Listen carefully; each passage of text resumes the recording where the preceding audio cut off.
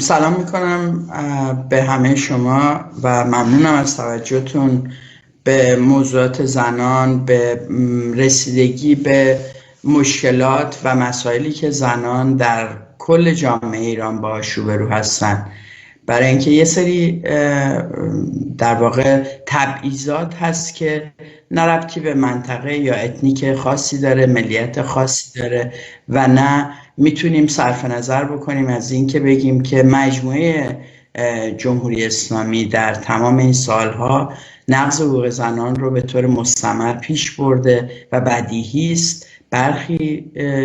مناطق ایران و یا ملیت‌های دیگه به درجات بسیار سخت‌تری از این تبعیضات رنج بردن. توی یک سال گذشته ما شاهد تداوم سیاست‌هایی بودیم که به زنان فشار می‌آورده. یکی از این موضوعات ازدواج دختر بچگان هستش که آمارش خیلی بالاست. متاسفانه علیرغم اینکه این موضوع حتی به خود درون حاکمیت هم در جاهای گوشه و کنار اعتراضاتی به این مسئله شد، ولی همچنان ما با آمار و ارقام بسیار بالایی در رابطه با ازدواج دختر بچه ها روبرو هستیم و در موارد بسیاری ثبت ازدواج دختر بچه های زیر 10 سال با اجازه اولیا و اجازه قاضی مشاهده میشه که این نشون میده که چقدر متاسفانه همچنان ما در جامعه‌ای که قرار است مدرن باشه، قرار است که با استانداردهای جهانی حرکت بکنه، میبینیم که بی جهت نیست که این کودکان که این چنین آزار جنسی رو باید شبانه روز در زندگیشون تحمل بکنن، کودکی نمیتونن بکنن، ولی همچنان مایه خرید و فروش بین خانواده های گوناگون انجام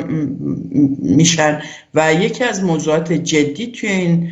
سال گذشته به نظر من ازدواج دختر بچه ها است که اتفاقا از طرف بسیاری از زنان فعال روشنفکر دیده نمیشه، چون این زنان عمدتاً از خانواده های متوسط شهری میان و کمتر با این موضوع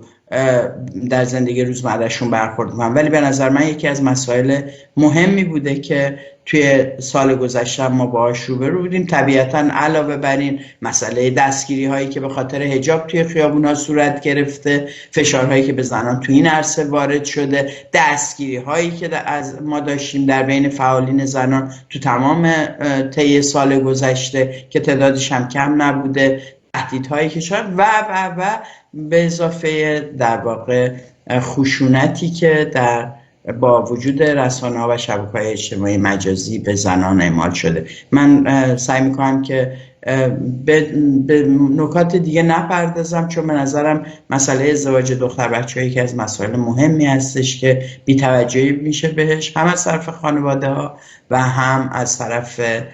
جامعه روشنفکری ایران. و دلم میخواد که بگم که میبایستی دوستی تعریف میکرد که تو ایران دعوت شده بوده به یک عروسی و وقتی رفته دیده دختر 14 سالشه. من میخوام خواهش بکنم از تمام کسایی که میشنون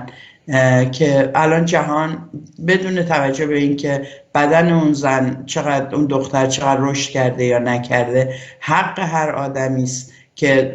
تا 18 سالگی تحصیل بکنه، مدرسه‌ش رو بره، بچگیش رو بکنه و بدون داشتن بار مسئولیت یک خانواده بتونه زندگیش رو سر و سامون بده. و